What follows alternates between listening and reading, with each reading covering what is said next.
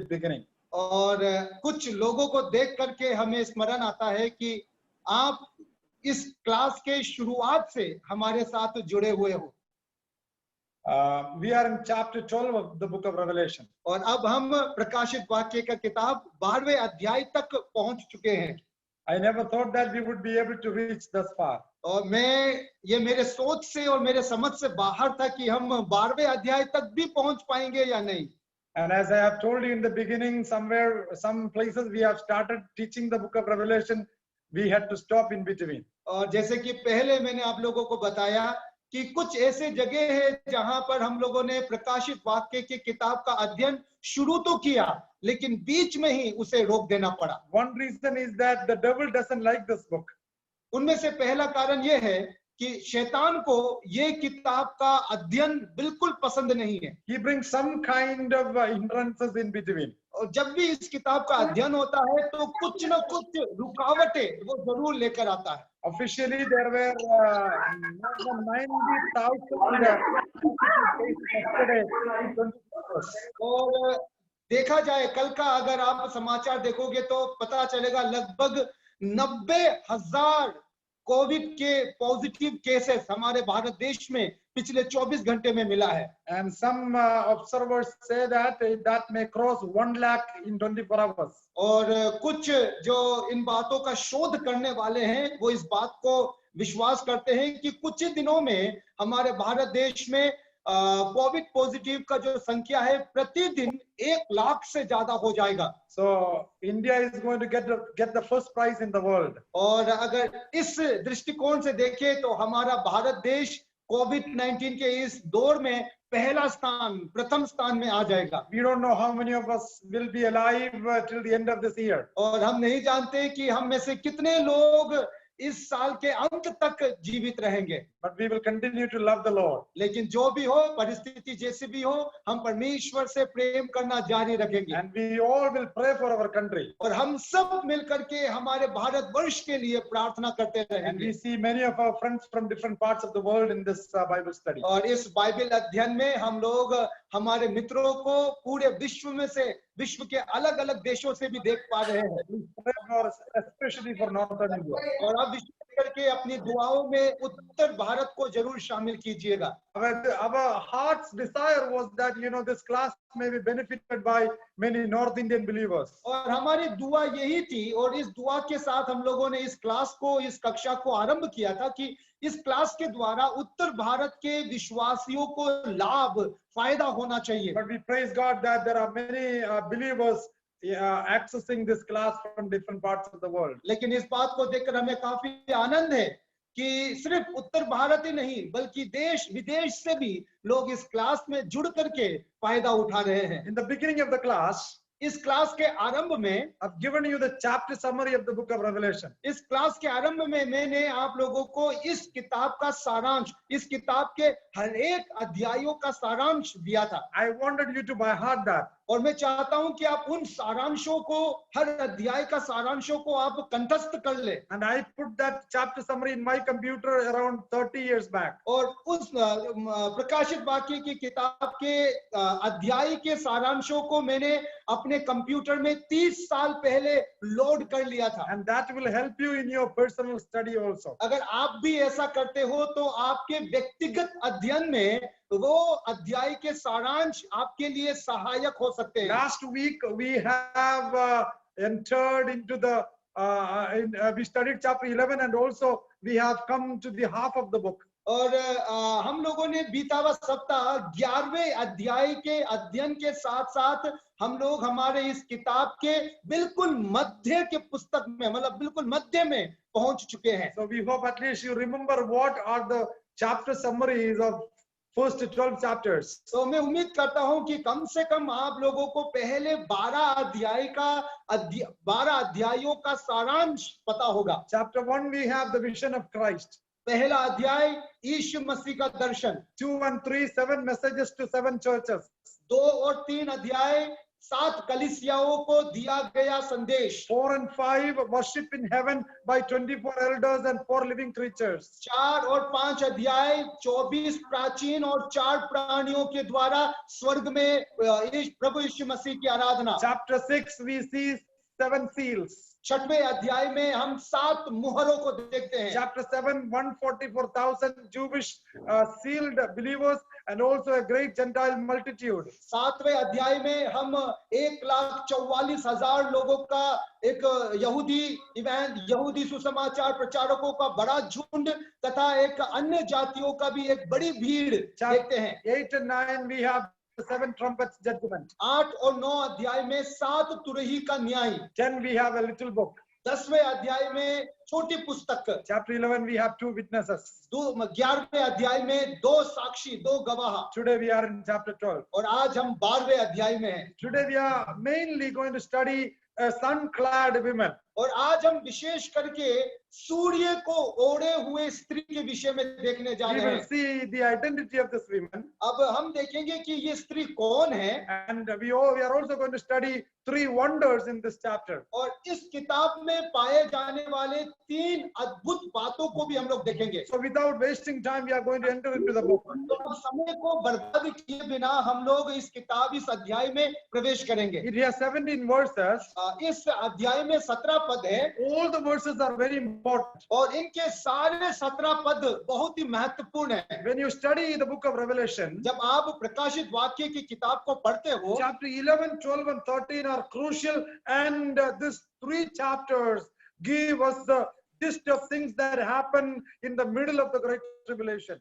11, 12 और 13 अध्याय इस किताब का बहुत ही महत्वपूर्ण एक अध्याय है, जहां पर हमें इस महासंकट काल के बिल्कुल बीच में क्या होने जा रहा है उस बात को हम लोग इन अध्यायों में पाते हैं। At the same time, we are sure that this is the middle of the book also. और साथ ही साथ हम इस बात से भी बिल्कुल निश्चित है कि 11, 12 और 13 इस किताब का बिल्कुल मध्य के अध्याय भी है। So in chapter 12, 12वें अध्याय में we have 3 wonders. 3 अद्भुत बातें हैं। The first wonder, उनमें पहला अद्भुत बात है, verse 1. पहला पद को देखिए। Yes.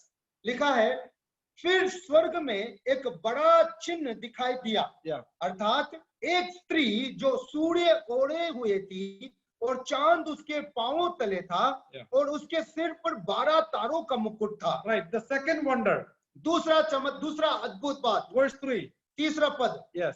एक और चिन्ह स्वर्ग में दिखाई दिया। Yeah. और देखो, एक बड़ा लाल अजगर था। Yeah. जिसके 7 सिर और 10 सींग थे।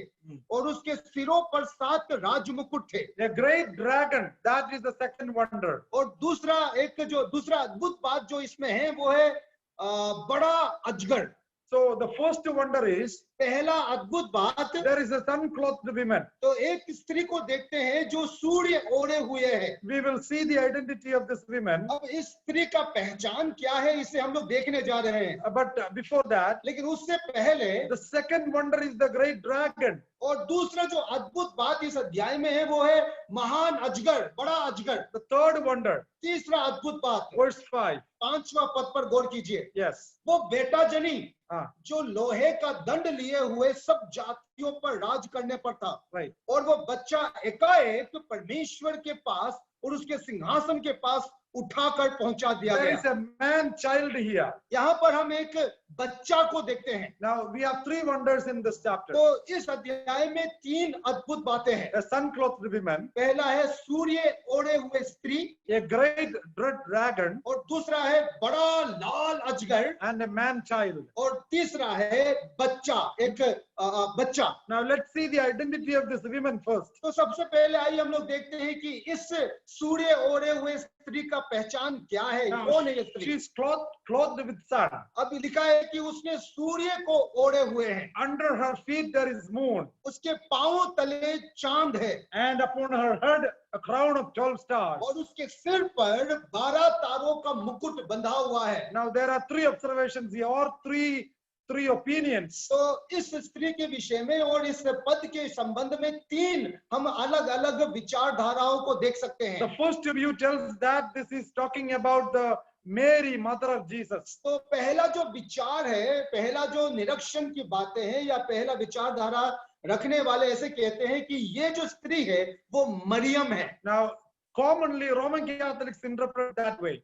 और अगर साधारण रूप से देखें तो रोमन कैथोलिक पंथ के लोग ही इस पद का अनुवाद ऐसे करते हैं Because she was the mother of Jesus. क्योंकि मरियम यीशु मसीह की मां थी। Because this man child in verse 5, we are going to see that is referring to Jesus Christ. क्योंकि 5वें पद में जो बच्चा का बातें बताया जा रहा है वो बच्चा प्रभु यीशु मसीह है। इस बात को हम लोग अभी थोड़ी देर के बाद देखेंगे। Look at verse 5. 5वें पद पर जरा गौर कीजिए। A man child who was to rule all nations with a rod of iron. लिखा है वो बेटा जनी जो लोहे का दंड लिए हुए सब जातियों पर राज करने पर था। According to Psalm number 2 अगर आप भजन संगीता 2 को लेंगे and Revelation 19, और प्रकाशित वाक्य का किताब उसका 19वें अध्याय के अनुसार who is going to rule the world with a rod of iron?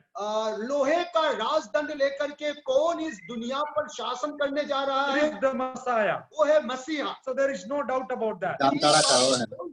नहीं है। Maybe because of that reason, हो सकता है कि इस कारण से the Roman Catholics interpret this woman as referring to Mary. तो इस बात को ध्यान में रखते हुए संभव है कि रोमन कैथोलिक लोग पहले पद में दिए गए इस स्त्री का पहचान को यीशु मसीह की माता मरियम के साथ करते हैं। At least for 2 reasons, it is not referring to Mary. कम से कम 2 कारण मैं आपको बताना चाहता हूं जिससे ये साबित हो सकता है कि ये स्त्री मरियम नहीं है। The first reason, पहला कारण the context of chapter 12 is the suffering and the fleeing of Israel. तो पहला कारण है 12वें अध्याय का जो विशेष संदर्भ है वो इज़राइल का दुख भोग और उसका भागा जाना है। And the context in chapter 12 we are going to study in the following verses is talking about the battle of Armageddon. और फिर उसके बाद 12वें अध्याय के और बाकी पदों को देख करके हम लोग संदर्भ को देखेंगे तो पता चलेगा कि संदर्भ हर मगिद्दों में लड़ा जाने वाला युद्ध का है। Second reason, दूसरा कारण this woman is clothed with sun. लिखा है कि ये जो स्त्री है वो सूर्य को ओढ़े हुए है। Under her feet moon. उसके पैरों के नीचे चांद है। And 12 stars she has a crown. और फिर 12 तारों का मुकुट वो अपने सिर पर पहने हुए है। Now if you read Genesis chapter 37, अगर आप उत्पत्ति का किताब उसका 37वां अध्याय पढ़ेंगे verse 8 to 10 we see the dream of Joseph. तो 8 और 9 पद में आप यूसुफ के स्वप्न को देख सकते हो। And that is very similar to this picture here. और अगर आप उसके साथ तुलना करेंगे तो उन दोनों तस्वीर मतलब ये और उत्पत्ति 37 अध्याय का वो तस्वीर बिल्कुल समान है। Joseph had the dream. Yusuf को स्वप्न मिला। So this woman must be referring to Israel then. तो संभव है कि ये जो स्त्री है वो इज़राइल को इशारा करता होगा। Because Israel brought forth the child here. क्योंकि यहाँ पर इस्राएल है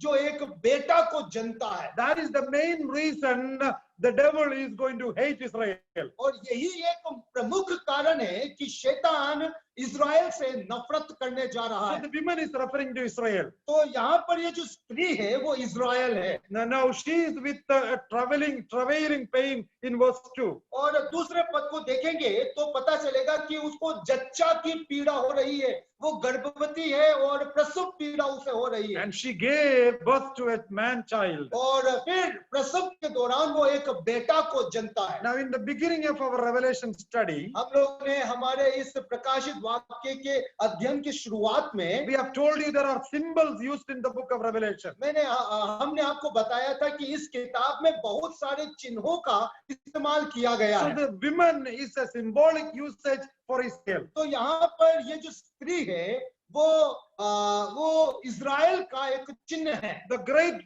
red dragon in verse 3 तीसरे अध्याय में ये जो बड़ा अजगर है is referring to the devil himself. वो शैतान को मतलब शैतान का तस्वीर शैतान का छवि है ये। He has 7 heads and 10 horns लिखा है कि उसके 7 सिर है और 10 सींग है and 7 crowns upon his heads. और उसके सिर पर 7 मुकुट भी है। What does it mean by that? इसका मतलब क्या हुआ? I have told you in the previous classes, the 10-nation confederacy of the Roman Empire will be revived at the time of Great Tribulation. तो जैसे कि मैंने आप लोगों को बताया था कि कृष्ण विरोधी के नेतृत्व में रोमी साम्राज्य में शामिल या निहित 10 जो गणराज्य है वे लोग वापस से पुनर्जीवित हो जाएंगे। Now we know that in European Union we have more than 25 countries today. और अब हम जानते हैं कि हमारे यूरोप में ही कम से कम 25 भिन्न-भिन्न देश है। According to biblical prophecy, Bible के भविष्यवाणियों के अनुसार it will become 10-nation confederacy. तो ये सब जातियां मिलकर के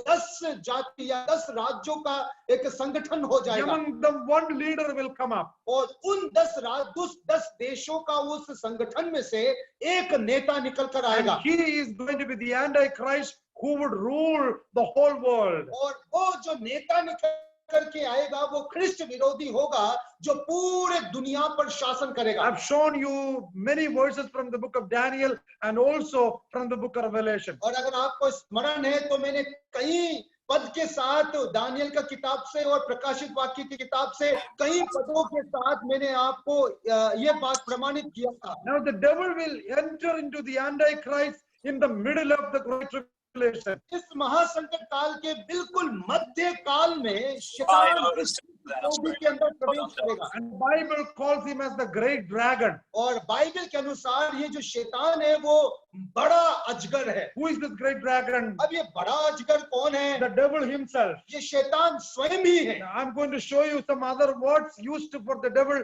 in same chapter. इसी अध्याय में शैतान के लिए इस्तेमाल किए गए और कुछ शब्दों को मैं आपके सामने रखना चाहता हूँ। Please underline. उन बातों को मतलब उन नामों को आप रेखांकित कर लीजिए। Verse 7. 7वां पद The dragon. लिखा है अजगर। Verse 9. 9वां पद Great dragon. बड़ा अजगर, Old serpent. पुराना सांप, The devil. शैतान And Satan. और इब्लीस और शैतान। Yes. And the another name given in verse 10 is और 10वें पद में एक और जो नाम दिया गया है the accuser of the brethren. वो भाइयों पर दोष लगाने वाला। So you have got different names of the devil here. तो आप यहाँ पर शैतान के अलग अलग नाम देखते हो। He is the old serpent. वो पुराना सांप है। Now look at here. अब यहाँ देखिए In the book of Revelation chapter, in the book of Genesis chapter 3, उत्पत्ति का किताब 3रे अध्याय में and the serpent comes there. वहां पर भी हम लोग सांप को आते हुए देखते हैं। And we don't see the devil mentioned in chapter 3 और of Genesis. उत्पत्ति 3रे अध्याय में शैतान का कोई जिक्र ही नहीं है। But who was that serpent? लेकिन वो जो सांप जो उत्पत्ति 3 अध्याय में है कौन था वो सांप? And it is interpreted in Revelation chapter 12. तो उस सांप का जो पहचान है वो प्रकाशित वाक्य की किताब में दिया गया है। The Bible calls it as the old serpent. Bible उस सांप को पुराना सांप कह के संबोधित करता है। This is why we call the Bible as a progressive revelation. इसीलिए इन्हीं बात को ध्यान में रख करके हम लोग कहते हैं कि बाइबल जो है वो मतलब निरंतर बढ़ते जाने वाला एक प्रकाशन है। That which we see in Genesis 3 is interpreted in Revelation chapter 12. उत्पत्ति 3रे अध्याय में जो बातें हम लोगों ने देखा उस बात का अनुवाद प्रकाशित वाक्य की किताब में हम लोग देखते हैं। Many things we don't understand in the book of Genesis, it is interpreted in the book of Revelation. बहुत सारी बातें हैं जो उत्पत्ति की किताब में लिखी गई है जो हमारे समझ से बाहर है, उन बातों का व्याख्यान हम प्रकाशित वाक्य की किताब में देखते हैं। That is why we say that the book of the whole Bible is written by the Holy Spirit. इसीलिए हम ये भी विश्वास करते हैं कि संपूर्ण बाइबल पवित्र आत्मा के नेतृत्व में लिखी गई है। So the devil has different names in chapter 12 of Revelation. प्रकाशित वाक्य की किताब 12वें अध्याय में हम शैतान के अलग अलग नामों को देखते हैं। So before that, उससे पहले we were studying the identity of this woman. इस स्त्री का पहचान को हम लोग देख रहे थे। The Roman Catholics interpret it as the Mary. तो रोमन कैथोलिक जो पंथ है वे लोग इस स्त्री को मरियम कह के संबोधित करते हैं। And some evangelicals interpret it is referring to the church. और कुछ दूसरे पंथ है हमारे मसीहत में ही जो कहते हैं कि ये जो स्त्री है वो कलीसिया है। They mainly teach that the church will go through the tribulation. अब ये वो पंथ है, मसीही पंथ है जो कहते हैं कि कलीसिया संकट काल से होकर गुजरने वाली है। Because the woman is being persecuted by the devil here. यहाँ पर हम लोग देखते हैं कि स्त्री को सांप के द्वारा, इस अजगर के द्वारा सताया जा रहा है। But I have told you, लेकिन मैंने आपको बताया this woman is referring to Israel. ये जो स्त्री है वो और कोई नहीं, इज़राइल स्वयं है। From the dream of Joseph Yusuf के स्वप्न से लेकर and the context of chapter 12, और प्रकाशित वाक्य का किताब 12 अध्याय का संदर्भ के अनुसार it should be, the women should be referring to Israel. तो ये जो स्त्री है वो इज़राइल ही होना चाहिए। We will be studying that from verse 13 onwards. अब हम उस बात को 13वें पद से पढ़ना जारी रखेंगे। Before that, लेकिन उससे पहले the second wonder is referring to the great dragon. दूसरा जो अद्भुत बात इस अध्याय में हम लोगों ने देखा वो है बड़ा अजगर। Look at verse 4. अब चौथे पद को जरा देखिए। Yes. लिखा है, उसकी पूंछ ने आकाश के तारों की 1/3 को खींचकर पृथ्वी पर डाल दिया।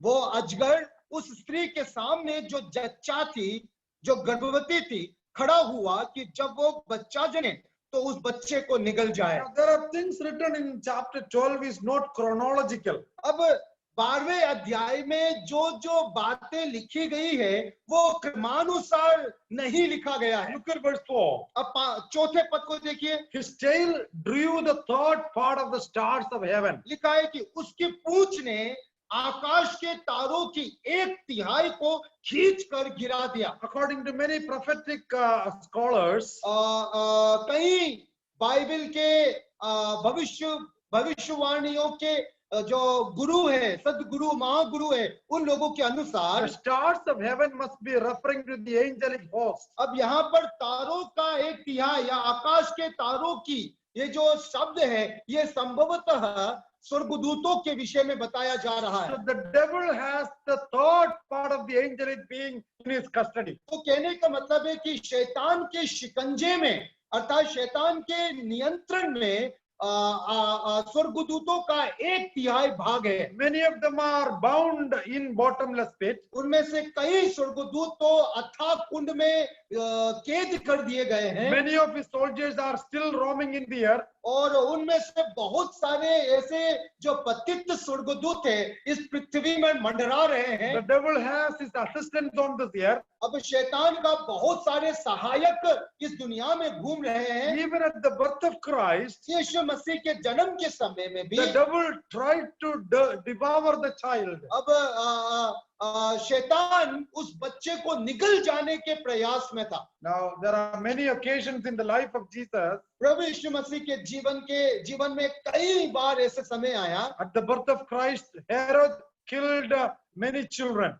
यीशु मसीह के जन्म के दौरान राजा हेरोदेस ने कई बच्चों को मौत के घाट उतार दिया। He wanted to kill Jesus, वो यीशु मसीह को भी मार देना चाहता था, but the Lord protected. लेकिन प्रभु ने उसको बचाया। We study that in Matthew chapter 2 verse 13 onwards. वो बातें हम मत्ती रचित सुसमाचार 2 अध्याय में हम लोग देख सकते हैं। In Matthew chapter 4, मत्ती रचित सुसमाचार 4 अध्याय में, and where we see, Jesus was tried to be killed by the devil from the top of the temple. He was trying to push him. और हम लोग चौथे अध्याय में देखते हैं कि शैतान यीशु मसीह को मंदिर के ऊंचाई से मतलब धक्का देकर गिरा देकर खत्म कर देना चाहता था। And in Luke chapter 4, और लूका 4 अध्याय में, and from the top of the mountain, the devil wanted to kill Jesus. और पहाड़ के ऊपर से यीशु मसीह को धक्का देकर गिराकर मार देना चाहता था। In Luke chapter 22, और लूका रचित सुसमाचार 22वें अध्याय के the अनुसार, garden of Gethsemane also, the devil played all kinds of tricks.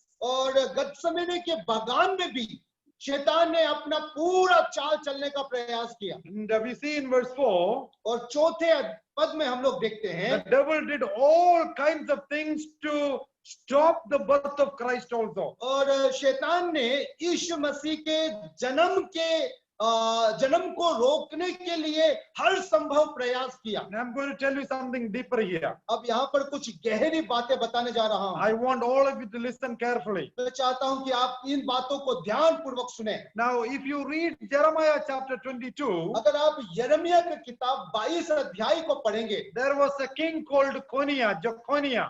एक राजा को आप वहां देख पाएंगे जिसका नाम है यकोनिया। And the Bible calls him Konia. Bible में किसी जगह पर उसका नाम कोनिया भी कहा And गया in है some places, Jeconiah. और किसी दूसरे जगह पर यकोनिया भी कहकर पुकारा गया है। And the Lord cursed him. परमेश्वर प्रभु ने उसे अभिशाप दिया। Chapter 22, यिर्मयाह का किताब उसका 22वां अध्याय, we read in verse 28. अब वो बातें हम 28वें पद में देख सकते हैं। His name is Jehoiachin. उसका नाम है यहोयाकीम। So I have told you 3 names. तो मैंने आपको 3 नाम बताया है, Jeconiah, यकोनिया, Konia, cornea and Jehoiachin. और यहोयाकीम। These are the 3 names of one person. अब ये तीनों एक ही व्यक्ति का नाम है। And the Lord cursed him. परमेश्वर ने उसे श्राप दिया। And we read in verse 30. हम 30वें पद में देखते हैं। Yeah, I want all of you to turn to that verse. मैं चाहता हूं कि आप सब लोग उस पद की तरफ अपने बाइबल को खोलें। I know that at least 95% of our people do not know what I'm talking now. और मैं जानता हूं कि जो बातें मैं आपको बता रहा हूं वो बातें हमारे इन श्रोताओं में से 95% लोगों को नहीं पता So है। listen carefully. तो ध्यान पूर्वक इन बातों को सुने। Yes. यिर्मयाह का किताब उसका 22वें अध्याय का 30वां पद को मैं पढ़ने जा रहा हूं। यिर्मयाह 22 का 30। Yeah. यहोवा यो कहता है, इस पुरुष को निर्वंश लिखो, उसका जीवन काल कुशल से ना बीतेगा और ना उसके वंश में से कोई भाग्यवान होकर दाऊद की गद्दी पर विराजमान या यहूदियों पर प्रभुता करने वाला होगा। This is the so-called Konia curse in the Old Testament. अब कोनिया श्राप के रूप में हम इस पद को देखते हैं पुराने नियम में। What is the curse?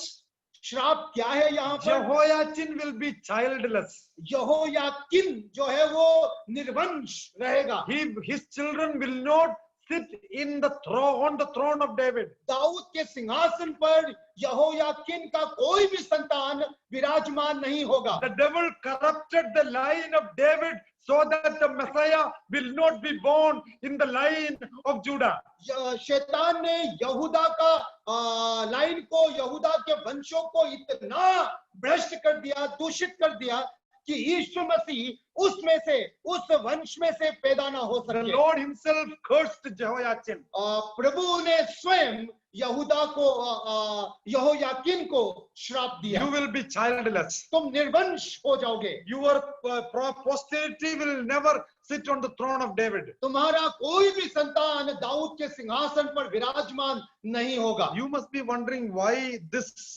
incident is brought here. तो आपको लगेगा, आपको ऐसा आभास हो सकता है कि ये इस अंश का हमारे अध्ययन से क्या लेना देना है। Listen carefully. ध्यान से सुने। The devil tried to stop the incarnation or the coming of the Lord Jesus through the royal line of Judah. यहूदा जो कि राजकीय गोत्र है, जिसमें से राजाओं का जन्म होना है, शैतान ने ऐसा चाल चला कि उस लाइन से, उस वंश से यीशु मसीह पैदा ना हो सके। Because the Lord himself cursed Jehoiachin. क्योंकि यहाँ हम देखते हैं कि प्रभु यहोवा स्वयं यहोयाकीम को अभिशाप देता है। That is the royal line of the genealogy of Christ. यीशु मसीह का अगर आप वंशावली पढ़ेंगे तो ये वो वंशावली है जो राजकीय घराने से है। If you notice, when you get time after this class, इस कक्षा को खत्म होने के बाद अगर समय मिलेगा तो Matthew chapter 1 verse 11, we have the Jeconiah's name. और मत्ती रचित सुसमाचार उसका पहला अध्याय का 12वें पद में आप यकुनिया को देख सकते हो। Yeah, and Joshua begat Jeconiah and his brethren about the time they were carried away to Babylon. और बंदी होकर बेबीलोन जाने के समय में योशिया से यकुनिया और उसके भाई उत्पन्न हुए। मत्ती 1:11। So the royal lineage of Christ was corrupted and cursed by the Lord. तो ये जो यीशु मसीह जिस वंश से, जिस गोत्र से जन्म लेने वाला था, उस गोत्र को शैतान ने भ्रष्ट कर दिया और परमेश्वर ने उसे, उस गोत्र को अभिशाप भी दिया। So the devil tried to stop the incarnation of Christ.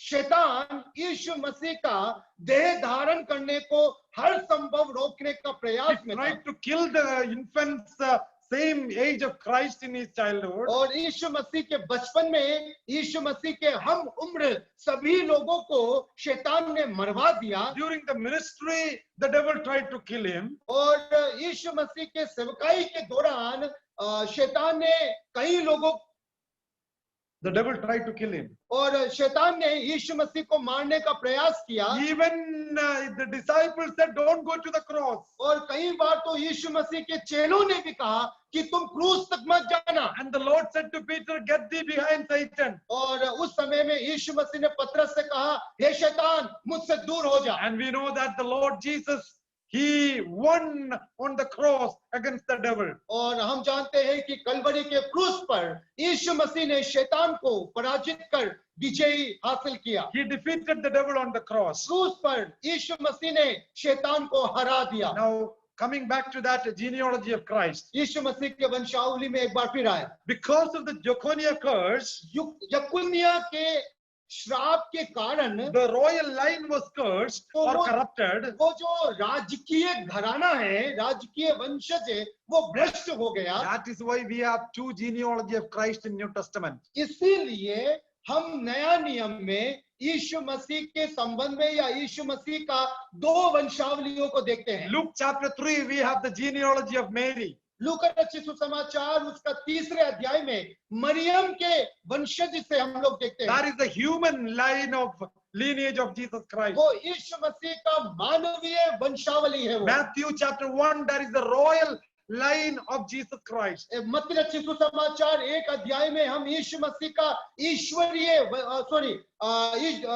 यीशु मसीह का राजकीय वंशावली को देखते So हैं। the devil tried to stop the coming of the Lord Jesus Christ. तो प्रभु यीशु मसीह के आगमन में शैतान रुकावट बनना चाहता था, But he was defeated on the cross. लेकिन क्रूस पर शैतान को हरा दिया गया। And that's why it is written here, इसीलिए यहाँ लिखा गया है verse 5, 5वें पद में, the child is caught up to heaven and to the throne of God. वो बच्चा एकाएक परमेश्वर के पास और उसके सिंहासन के पास उठाकर पहुंचा दिया गया। It is a symbolic usage that we see here. The devil could not touch the Lord Jesus Christ. यहाँ पर ये एक चिन्हात्मक भाषा में हमें बताने का प्रयास किया जा रहा है कि शैतान इस बच्चे को अर्थात यीशु मसीह को छू नहीं पाया। So the man child is referring to Jesus Christ. तो यहाँ पर ये जो बच्चा है, जो बेटा है, वो यीशु मसीह है। What happened to this woman? अब इस स्त्री का क्या हुआ? Verse 6. 6वें पद को देखिए। Yes. प्रकाशित वाक्य का किताब 12 का 6। Yeah. और वो स्त्री उस जंगल को भाग गई जहां परमेश्वर की ओर से उसके लिए एक जगह तैयार की गई थी कि वहां वो 1260 दिन तक पाली जाए। 1260 days is equal to 42 months. That is 3.5 years.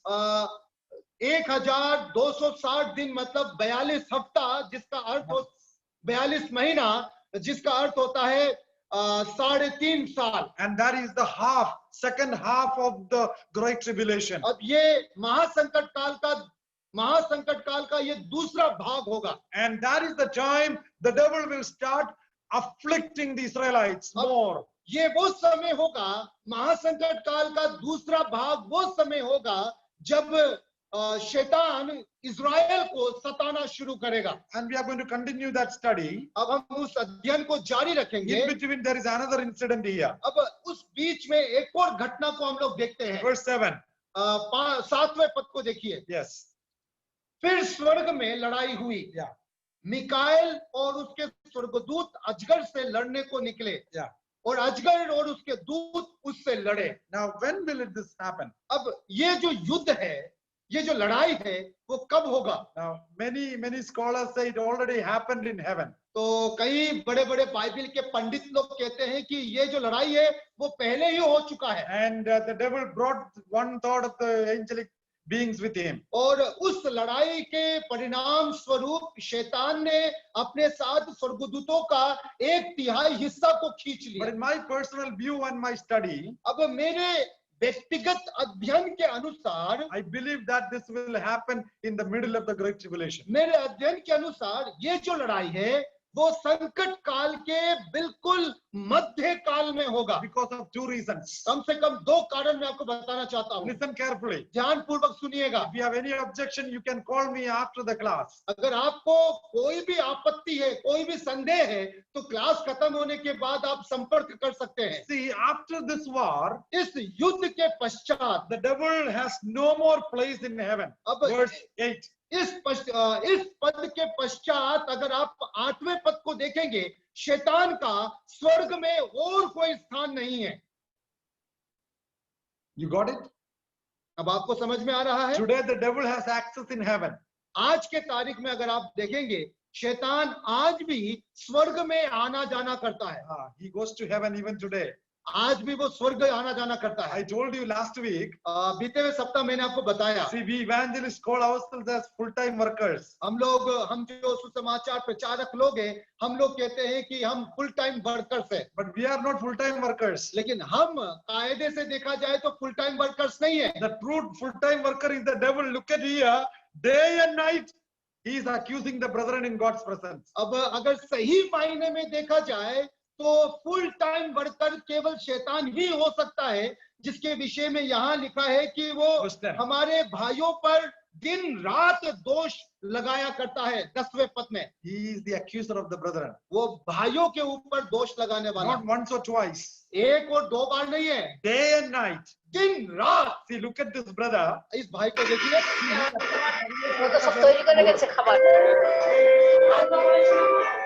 अध्ययन में शामिल होता And he है, writes all the notes. पूरा नोट्स को लिख लेता है। But Lord, do you know his private life? लेकिन प्रभु, क्या आप उसका गुप्त जीवन को जानते हो क्या? Lord, do you know his family life? इसका पारिवारिक जीवन को जानते हो क्या? Publicly, he is very good. He is wearing always white shirt. हमेशा वो सफेद रंग का कपड़ा पहनता है और समाज में वो बहुत प्रतिष्ठित है। But Lord, you know and I know his secret life. लेकिन आप और मैं, हम दोनों जानते हैं कि इसका व्यक्तिगत जीवन कितना अच्छा है। The devil is the accuser of the brethren.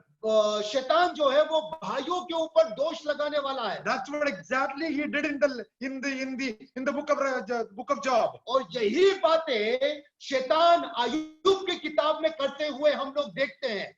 Job did not have any idea. अय्यूब को इस बात का कोई भी ज्ञान नहीं The था। devil went to the presence of God and said, see, you have blessed Job so much. अब शैतान जो है वो परमेश्वर की उपस्थिति में जाता है और वो कहता है कि देखो, आपने अय्यूब को इतनी सारी सुविधा दे के रखा है। Even today, the devil does it. और आज भी शैतान वही काम करता We है। have a great intercessor in the presence of the Lord. लेकिन परमेश्वर की उपस्थिति में हमारे लिए निवेदन करने वाला एक And व्यक्ति है। he is keeping us from falling.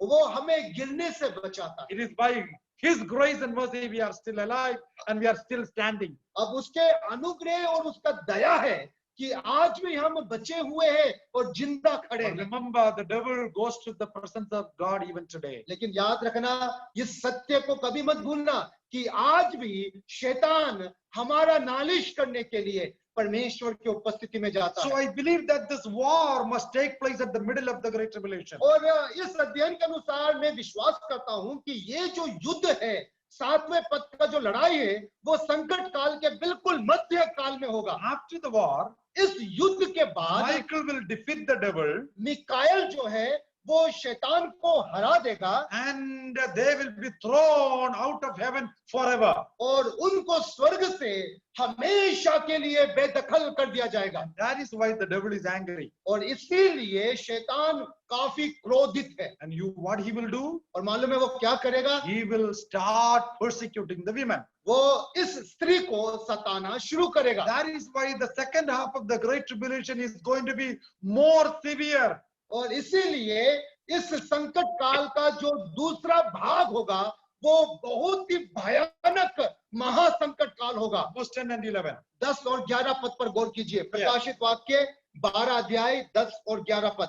फिर मैंने स्वर्ग से ये बड़ा शब्द आते हुए सुना, अब हमारे परमेश्वर का उद्धार और सामर्थ और राज्य और उसके मसीह का अधिकार प्रकट हुआ है, क्योंकि हमारे भाइयों पर दोष लगाने वाला जो रात दिन हमारे भाइयों हमारे परमेश्वर के सामने उन पर दोष लगाया करता था, गिरा दिया गया है। वे मेमने के लहू के कारण और अपनी गवाही के वचन के कारण उस पर जीवंत हुए और उन्होंने अपने प्राणों को प्रिय न जाना, यहाँ तक कि मृत्यु भी सह ली। There is war in heaven. अब स्वर्ग में एक युद्ध लड़ा गया है And the devil is defeated. और उस युद्ध में शैतान को हरा दिया गया। But there is war on earth. लेकिन इस पृथ्वी पर एक और युद्ध हुआ। There is rejoicing in heaven. अब स्वर्ग में तो आनंद मनाया जा रहा But है, there will be afflictions on this earth. लेकिन इस पृथ्वी पर सताव और कष्ट का काल शुरू हो Verse जाएगा। 12. 12वें पद को देखिए। Yes. इस कारण हे स्वर्ग और उनमें रहने वालों मगन हो, Yes. हे पृथ्वी और समुद्र तुम पर हाय, Yes. क्योंकि शैतान बड़े क्रोध के साथ Yes. तुम्हारे पास उतर आया है, Right. क्योंकि जानता है कि उसका थोड़ा ही समय और बाकी है। Devil knows that he has little time. लेकिन शैतान को पता है कि उसके पास थोड़ा समय बाकी He है। will use all the technology, वो अपना सारा तरीका इस्तेमाल the करेगा, whole army, वो सारे सेना को इस्तेमाल the करेगा, whole world, पूरे दुनिया को इस्तेमाल करेगा, all its facilities. उसके सारी सुविधाओं को इस्तेमाल He will करेगा go and search and find the Israelites, and God's people will kill them. और हर एक परमेश्वर के लोगों को ये शैतान और उसकी सेना खोज खोज करके मारेगी। Remember, it's a spiritual battle also. लेकिन याद रखना ये साथ ही साथ ये आत्मिक युद्ध भी होगा। It's a physical battle on the earth, ये इस संसार पर एक शारीरिक युद्ध होगा but it is going to be a spiritual battle also. और ये साथ ही साथ एक आत्मिक संग्राम भी होगा। The devil will send his demons all over the world to find and choose God's people and kill them. शैतान अपने सारे अनुयायियों को, अपने सारे सहायकों को पूरे दुनिया में भेज देगा ताकि परमेश्वर के संतों को खोज खोज करके उनको मौत के घाट उतारा जाए। That is why I believe that the battle of Armageddon will begin in the middle of the Great Tribulation. और इसीलिए यही एक कारण है कि मैं यकीन करता हूं, यकीन के साथ कहता हूं कि हर्मगिद्दों का वो युद्ध महासंकट काल के बिल्कुल बीच के मध्य काल से शुरू हो जाएगा। Many of you might be believing that the battle of Armageddon will be at the coming of the Lord Jesus Christ. आप में से कुछ लोग इस विचारधारा को मानते होंगे कि हर्मगिद्दों का युद्ध यीशु मसीह के दोबारा आगमन के समय में लड़ा जाएगा। That is only the culmination of the battle of Great Tribulation, the great battle of Armageddon. तो मैं आपको बताना चाहता हूं कि यीशु मसीह के दोबारा आगमन के समय में ये जो हर्मगिद्दों का युद्ध है, उस युद्ध का निष्कर्ष होगा, उस युद्ध का सबसे चरम सीमा होगा। But it will begin at the middle of the Great Tribulation. लेकिन ये जो हर्मगिद्दों का युद्ध होगा वो संकट काल के बीच में से ही शुरू हो How जाएगा। do we know? कैसे हमें पता? Israel will be scattered all over the world once again in the middle of the Great Tribulation. इस महासंकट काल के बिल्कुल मध्य काल में इजरायली लोग एक बार फिर पूरे दुनिया में तितर बितर हो जाएंगे। And the devil will make war with the women, that means Israel. और यहाँ पर शैतान जो है वो स्त्री के साथ युद्ध लड़ेगा, अर्थात इजराइल के साथ युद्ध लड़ेगा। Why he is angry at the women? क्यों वो इस स्त्री के ऊपर नाराज है? The reason is written in verse 13. 13वें पद में आपको उसका कारण मिलेगा। Yes. 13वें पद में लिखा है, जब अजगर ने देखा कि मैं पृथ्वी पर गिरा दिया गया हूं, Yes. तो उस स्त्री को जो बेटा जनी थी सताया।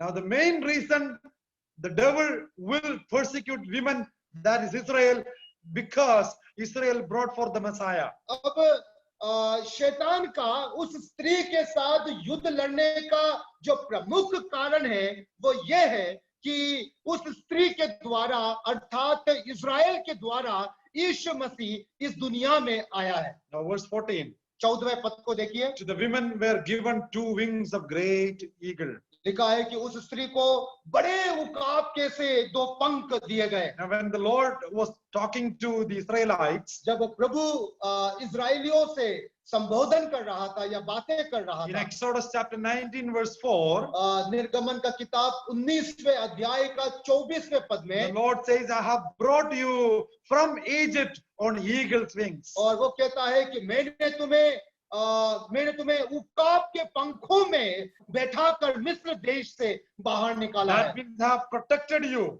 इसका मतलब है कि मैंने तुम्हें सुरक्षा दिया I है, have carried you. मैंने तुम्हें लेकर चला I है, have translated you from the land of suffering to the land of Canaan. मैंने तुम्हें सताव के देश से कनान देश में पहुंचाया है।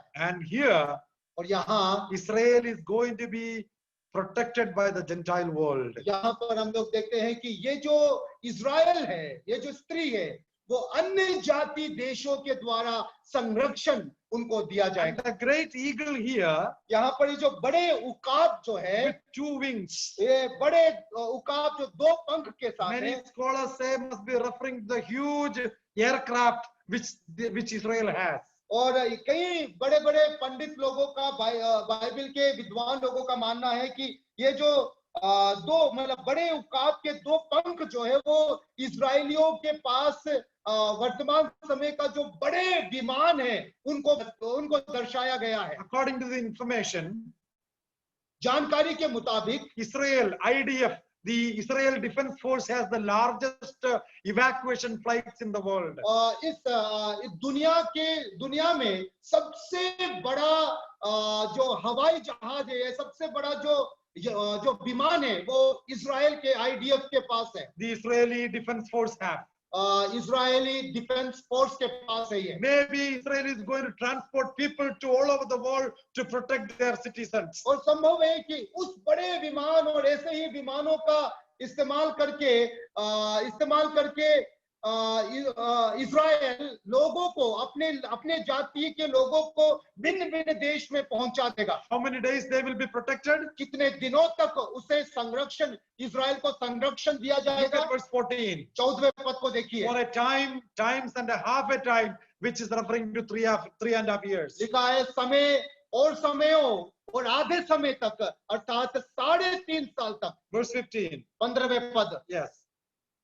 12 का 15 लिखा है, और सांप ने उस स्त्री के पीछे अपने मुंह से नदी के समान पानी बहाया कि उसे उस नदी से बहा दे। The water flood must be referring to the army of the Antichrist. अब यहाँ पर ये जो पानी है, जो जल है, ये संभवतः कृष्ण विरोधी का अर्थात शैतान के बड़ी सेना का जिक्र है ये। But the earth helped the women. लेकिन पृथ्वी ने उस स्त्री को सहायता Must be दिया। referring to the Gentile world, protect the Israelites. तो संभवतः ऐसा हो सकता है कि अन्य जाति लोग हैं, उन्होंने इजरायलियों को पनाह दिया। Verse 17 says, 17वें पद में लिखा है, and the dragon was very angry with the women. और अजगर उस स्त्री पर और अधिक क्रोधित हो गया, Went to make war with the remnant of her seed. और उसके शेष संतानों के साथ युद्ध लड़ने चला गया। Now the devil is ready to fight with Israel. अब इजराइल से युद्ध लड़ने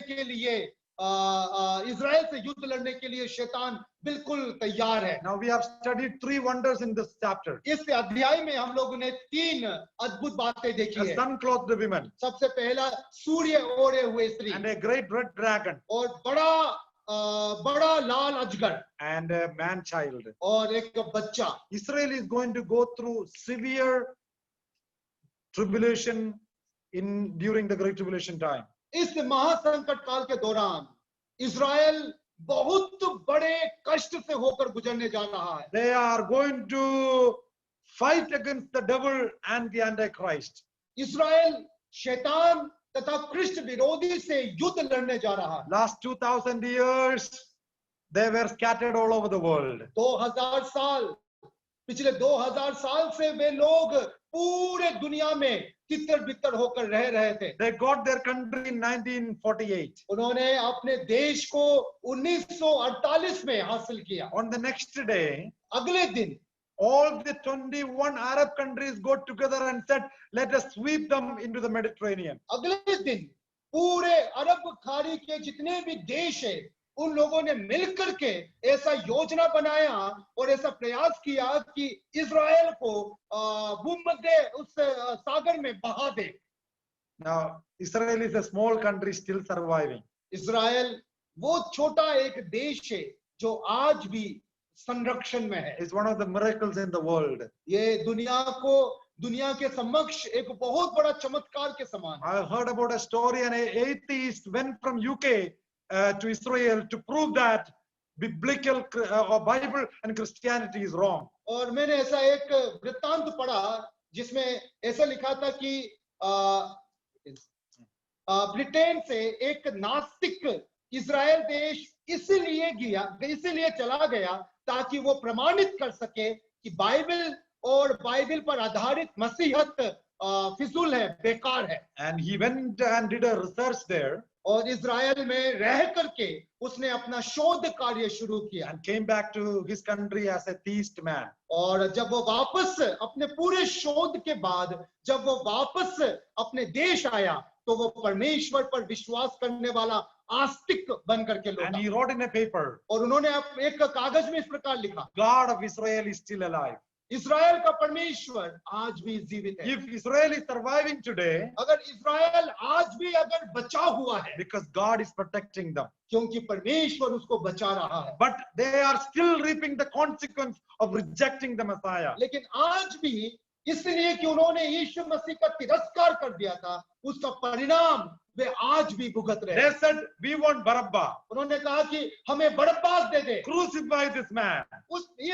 इस मसीहा को क्रूस पर चढ़ा We दिया have जाए। only one king, that is the Caesar. हमारा एक ही राजा है और वो है कैसर। We want this Barabbas who was a hooligan and a reckless man. हमें ये बरब्बा को चाहिए जो कि डाकू था। And then Peter says in Acts chapter 3, और प्रेरितों पत्रस की पत्री उसका 3रा अध्याय में पत्रस यूं कहता है, you have killed the Prince of Peace. आपने शांति के उस दाता को, शांति के राजकुमार को मार डाला। When a Jew meets another Jew, जब एक यहूदी दूसरे यहूदी से मुलाकात करता he है, would say shalom, which means peace be with you. वे लोग एक दूसरे को शालोम कह करके अभिवादन करते हैं जिसका अर्थ है शांति बनी But रहे। last 2000 years they could not live in peace. लेकिन बीता हुआ 2000 साल वे उस शांति का अनुभव नहीं कर Their पाए। peace is into pieces. उनका शांति पूरी रीति से भंग हो चुका They है go and hit their head on that wailing wall. और उस रोने वाले दीवार पर, उस विलाप के दीवार पर जाकर वे अपने माथा को पीटते हैं। And then they cry in a Hebrew word, they say,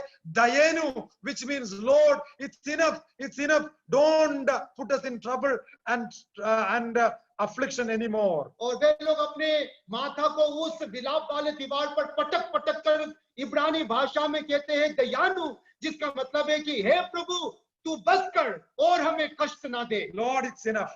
प्रभु काफी है। Still they are in pain आज भी वे दर्द में है because they have rejected the Prince of Peace. क्योंकि उन्होंने शांति के राजकुमार का इनकार कर दिया। Now I told you in the middle of the Great Tribulation, the battle of Armageddon will begin. और मैंने आपको बताया कि इस महासंकट काल के मध्य काल से ही हर्मगिद्दों का युद्ध आरंभ हो They जाएगा। will be scattered all over the world. वे पूरे दुनिया में तितर-बितर हो जाएंगे। And they will be on the verge of defeat. वे हारने के कगार पर रहेंगे। They will look unto whom they have pierced.